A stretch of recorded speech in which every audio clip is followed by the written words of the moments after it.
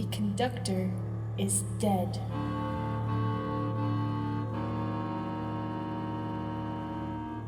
Conductor is a word which here means a person who waves a stick around, makes faces, and makes sure that the orchestra does not fall apart. This is called conducting.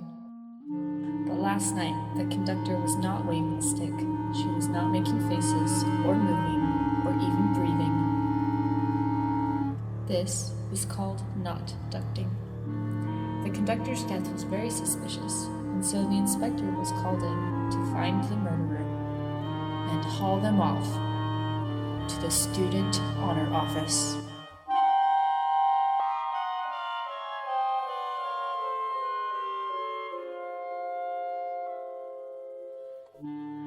I'll begin by interviewing all the usual suspects, the inspector said.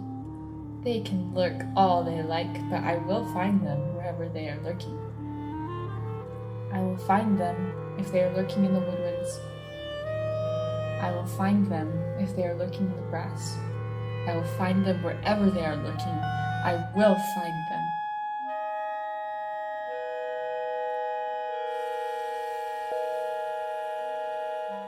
First, I will interrogate the woodwinds, she cried.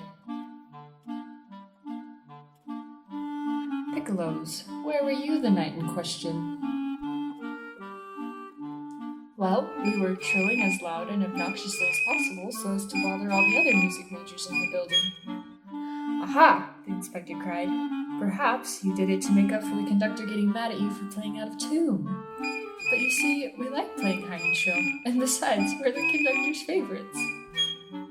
The inspector moved on to the next room. What about you, clarinets?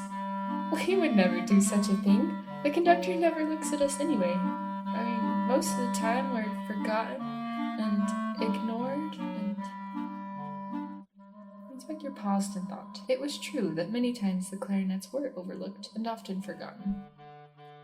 The inspector looked in at the double reeds and decided against interrogating them. They had enough knives and sharp objects in the reed room to make them suspicious, but the inspector had no desire to upset them.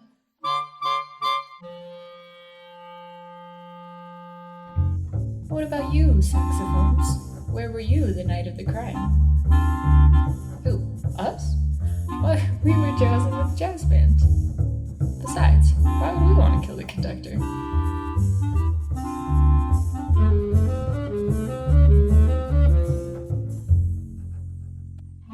The inspector turned now to the brass section.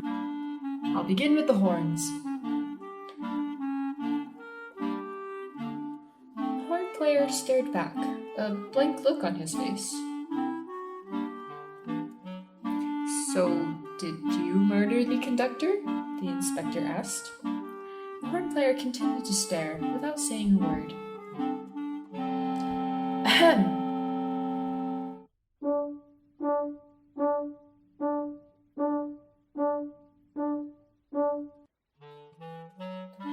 Don't worry about them, the tuba piped in, coming around the corner. The only thing horns are capable of is playing off beats. Wouldn't that give them motive to kill the conductor if she complained about them rushing or dragging? No, they usually don't pay attention to the conductor anyway. Where did the trumpets and trombones go? I can't find them anywhere. Oh, well, actually, I don't know where they are. Interesting. The inspector thought deeply for a moment. And what about you? Where were you the night of the death? Oh, I was playing VeggieTales in the back room, the tuba admitted sheepishly. Hours later, the inspector flipped through her notebook and scratched her head. I'm utterly baffled, she said. I've questioned all the instruments in the band, and none of them seem to be the murderer. The flutes were deafening people. The clarinets were mourning their forgotten lives. The double reeds were sharpening their knives. The saxes were playing jazz. The horns were playing offbeats. The trumpets and trombones were absent as usual, and the tuba was playing VeggieTales. But the conductor is still dead.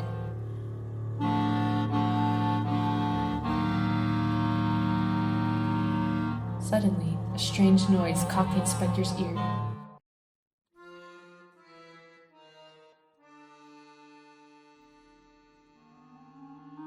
Of course! Only one instrument would be despicable enough to kill the conductor. And I'm going to catch them.